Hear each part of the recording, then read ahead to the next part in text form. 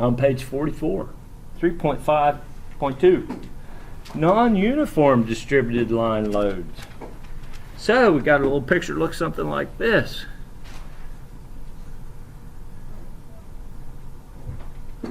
This is saying that you've got some kind of load on there, and they show it with all these arrows going down, right? But it's not the same load. In fact, it could be a wedge shape load, just like that, okay? And what they're telling you is, let's see, do they have any weights or anything on there? They're not using anything on that. What they'll tell you is, on a triangular shape, the center of gravity is somewhere like right there, which is where we will put our load, that concentrated load, okay? And what that is, have you ever seen this before? There's a thing called a base, right? I don't know that they do it quite like this in the book.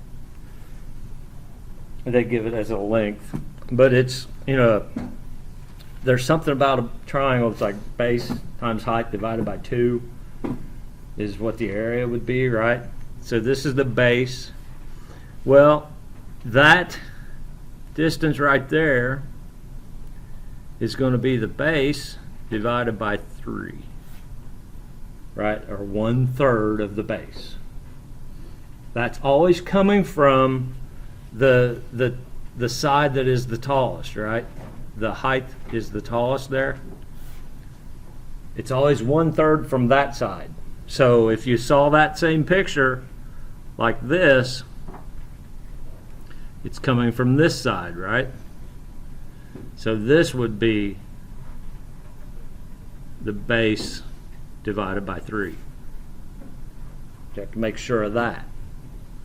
Okay, so no matter what the triangle looks like, you can figure that out, can't you? All right. So the resultant force, again, the R, this is R right here, right? R equals the base times the height, let's see, well, divided by 2. Or, I mean, the way they write it in the book, it's 1/2 of the base times the height. Essentially, you're finding the area, aren't you? Which is what you were doing in the other distributed load. But since this one is a non-uniform, if you will, with that triangular shape, you have to find the shape of or the area of the shape that you're dealing with. In the case of the rectangular, don't have to worry about the half. Seem to work for you? So can you give an example of what they would be asking in this problem, how we'd go about solving it? No. Yes, I can. In fact, I will. That's what's next. Exactly. Okay. So, as far as what kind of weight or what kind of a practical example of what makeup would be for that, I don't know. Maybe like if you had you could almost work in a problem that had like a semi-tractor with a trailer, and the semi was over on the left side and the trailer was on the right, and you wanted to make that all one load, and the center of gravity of the tractor is going to be a lot more than the trailer. You might be able to finagle that into this triangular shape, but as far as what we're going to be doing problem-wise, and if you look there at example 3.8, and that's what we're going to do right now. Can you scroll back up for a second so I can copy that down? Sure. This give me time to take a little swig of pop. A little sody pop. I bet that does come out in that video, but I said from day one they were going to be uncut videos, right? So whatever happens, happens.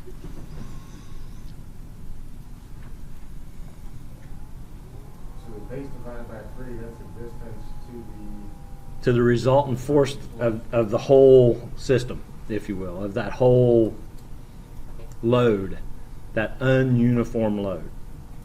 and then the 1.5 times the base height.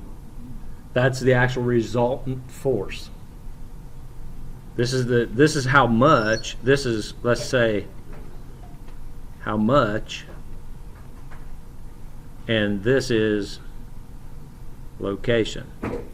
All right? You bet. I love it. Because I think if we do this way, you're going to understand it. If you ask questions, you'll understand it, and maybe everybody else will. So, because if I blow through it and I don't make that connection the first time, I'm kind of excited to get to that first test. Let's just take it now. No, just messing with you. Okay, example 3.8. So they've got a situation here. Here's what our free body diagram is going to look like. You see the picture there in the book, and I apologize for not having them. I will have them on the next one. So you got that triangular shape over there on the left. Well, first let's start out here at A. Now A is grounded, so A we're going to assume is, we got an AY. That's probably going to be pushing down. AX, again, if we're not sure, we'll make an assumption that it's to the right. Then you've got, okay, so you've got 25 newtons per meter, and it's spread out over 4.5 meters. So to get this resultant force, and how about I write it right here? This, let's see, 25 newtons. Is that newtons or, yeah, newtons per meter times 4.5 meters. Meters cancel out, and 25 times 4 would be what, 100 and a half, or let's see, half of 25 be 12 and a half, right? So is that 112 and a half?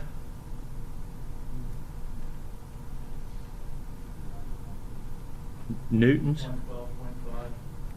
Yep. That's what, is that what the book says? Oh, wait. Huh? Oh, divide by 2. That's right. Sorry about that. I thought I heard somebody back there saying something else, but wasn't paying enough attention. Sorry. All of that has to be divided by 2, doesn't it? Because it's a triangle, right? Thank you. So now what is it? 56.3? Is that right? Yep.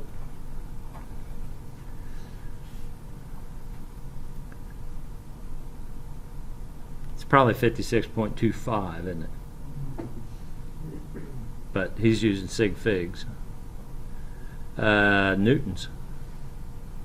Now the distance on that is going to be what? We have 4.5. I'm just going to write this over here. 4.5 divided by 3, right? Equals 1.5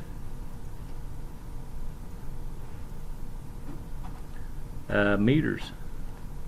So that distance right there is 1.5 meters. So that takes care of the triangular shape with the non-uniform distributed load. Where did 3 come from? What 3? 4.5 divided by 3. Where are we at? Over here on the right, on Oh. the left-hand side. This 4.5. Oh, that, remember the whole triangle looks something like this, right? This was 4.5, and we're looking for where that force goes, and it's, yeah, 1/3 of 4.5. Okay, see, there was somebody else that had the same question. Told you. Okay, cool. I love it when it works like that.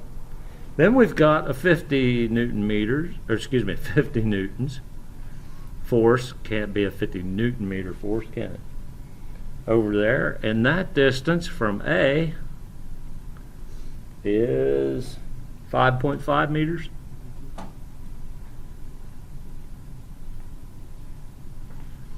Then we probably have a BY pushing down, and I'm guessing, I haven't looked close enough yet, but BX equals 0 because it's a roller, right? That's an easy one. I usually give points for that one. BX equals 0. So don't screw that one up. Okay? Don't forget that, because that's a piece of cake. It's on a roller. No resistance. So you want us to write in those reaction forces even if they're not exactly relevant to the problem? For now, it probably wouldn't have to be there, but in the next chapter, they'll have to be there. Yeah, so you don't have to have, so the question is, do I really need to write down AX, AY, BX, and BY? For what we're doing now, no. Okay, that's not necessary. For what we'll be doing next chapter, yeah. That's what we'll be finding.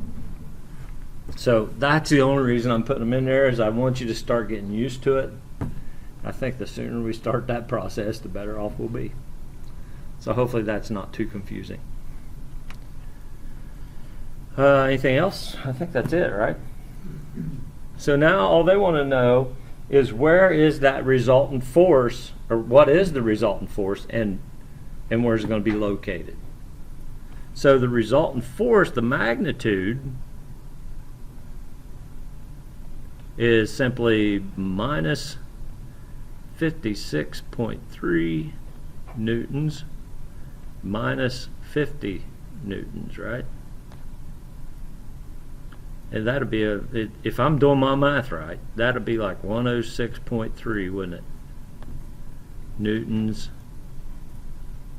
down. Okay. Who needs a calculator? Well, I guess I do every once in a while. Especially when it comes grade time. That's when I use my calculator, because I don't want to screw your grades up, no matter how easy it is. Let's see if we sum the moment at A. Always looks better when I do that slow, doesn't it? Summation of the moments at A. We've got 56.3 newtons. Times 1.5 meters. Wouldn't that be a negative? I wasn't done yet, but I'm glad you said yes. That means you're thinking. And I always leave them blank till I stop and look at it. But no, thank you, Anthony. It does. It tells me you're thinking about it. It's like, I love it. And then I've got 50 newtons at 5.5 meters. And that would be negative as well, right? Somebody put that in. Hopefully it'll be something like, what? 359?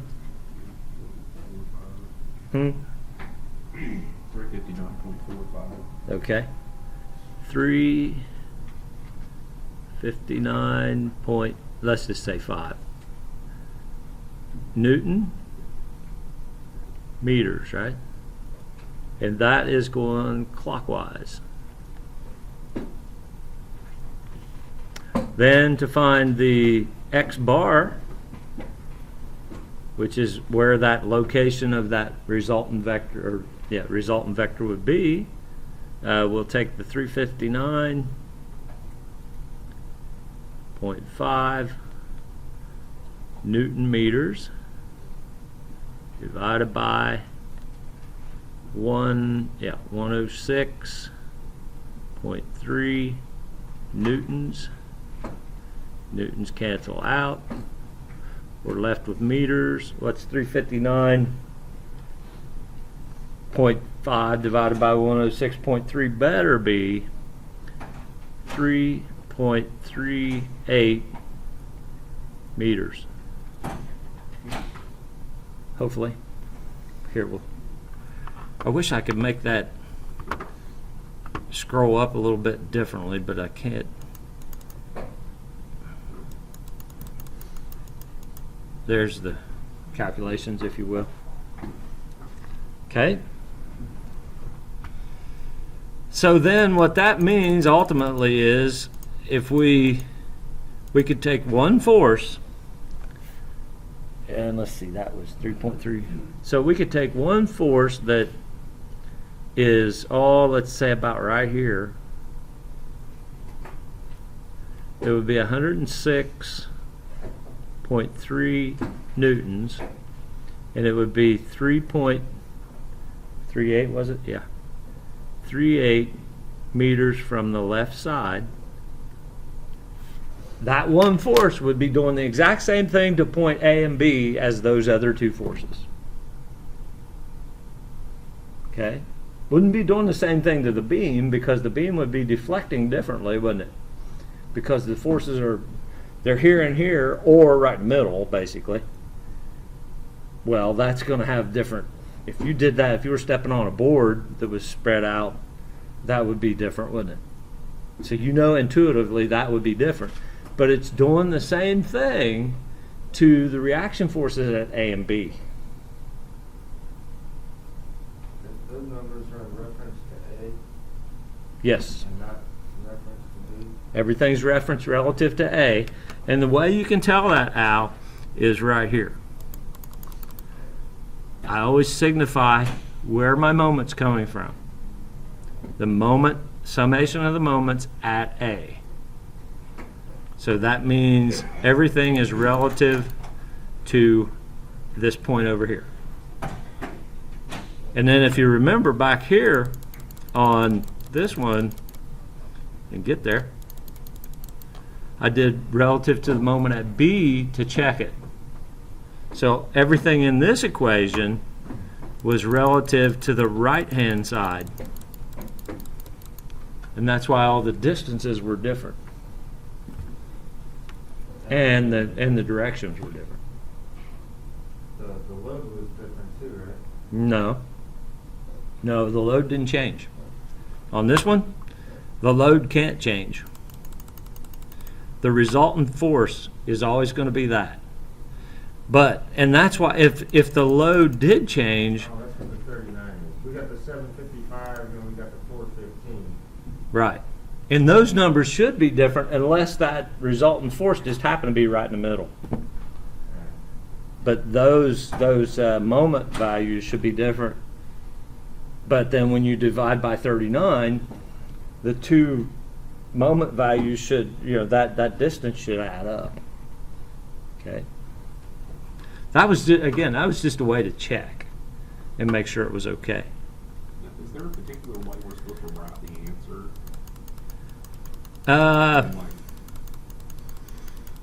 No, I would be on that. Good question.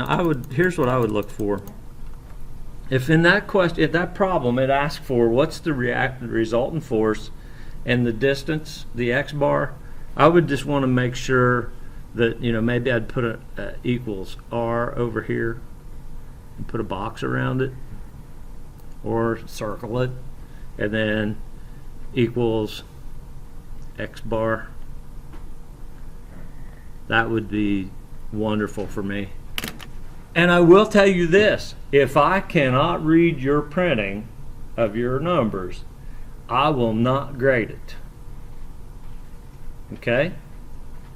Do not make it microscopic and make it so if it's a 4, it needs to be a 4. I'm not going to guess what your answers are. And here's a thought on that. That's not me just being a prick, even though I am. Okay? But sooner or later, you're going to be doing calculations for a boss. And how many times do you think that boss is going to look at a piece of paper that's got a bunch of garbage on it before they fire you? It's that simple. You want to get fired, start throwing a bunch of junk out there at them, because they have to be able to verify that your work is correct. So there's going to be somebody standing there where I'm standing now, being your boss someday. Or worse yet, if something you design fails and somebody sues you, you're going to court.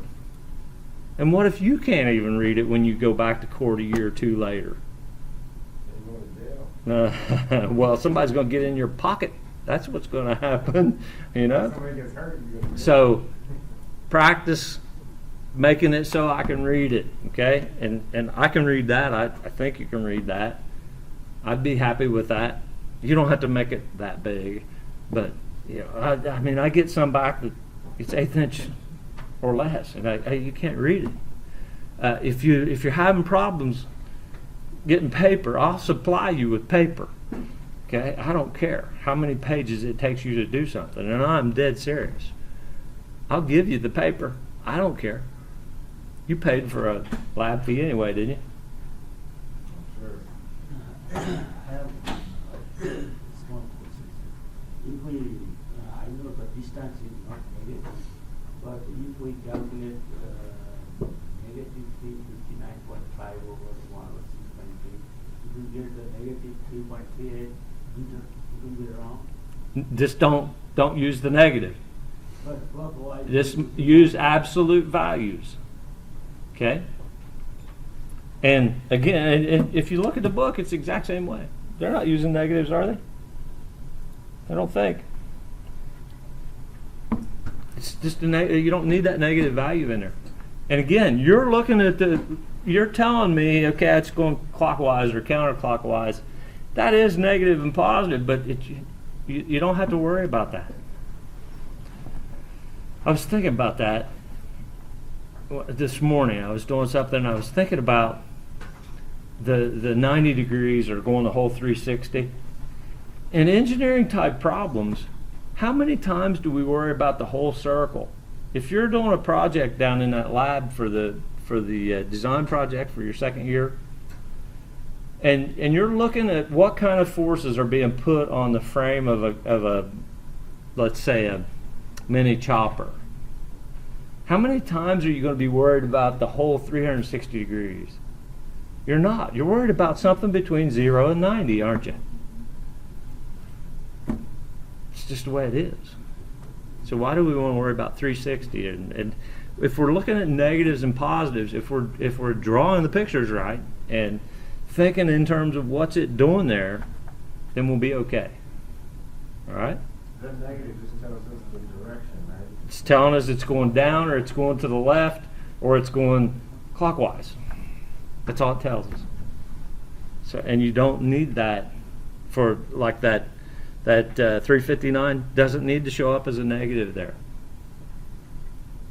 Does not need it. And like I said, I'll point right back to the book. They show a negative 359 Newton meters for the moment at A on page 45.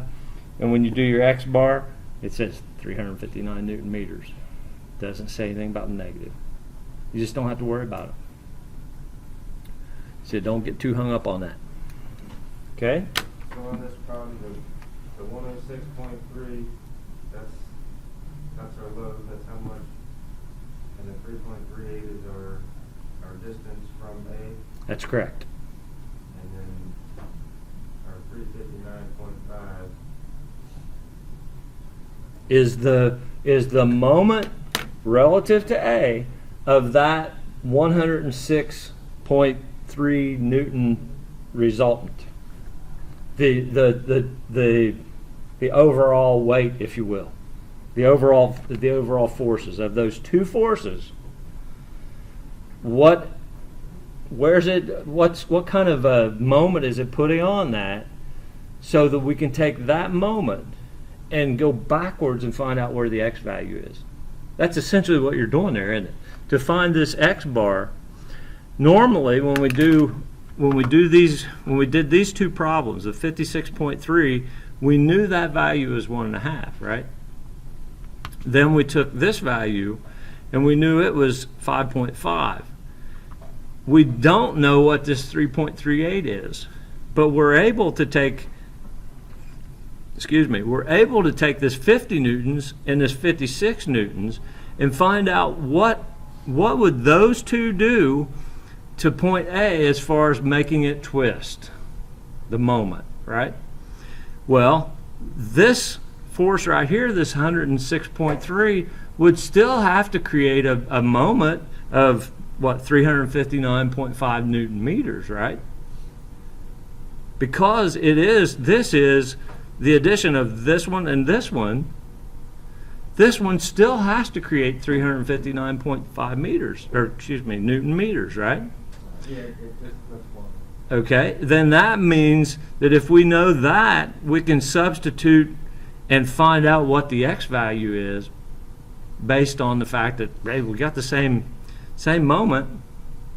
Just give me, I know the moment, I know what the force is, I just need to go back and find out what X is. And that's what we're doing there. We're just working backwards on that one. Without me having said it up till this point. Is what it amounts to, right? Does that help? So if you can work one way, you can work backwards, right? It's kind of like when we had the resultant vector and we had to go and find the X value and the Y value. Or if we have the X and the Y, we can find the resultant, right? Well, let's see what else. Now, I'm not going to worry about the water situation there, the hydrostatic forces. I'm going to skip it right now. And I'm going to go to couples, which is on page 47. What time is it? We're going to run out of time. We're going to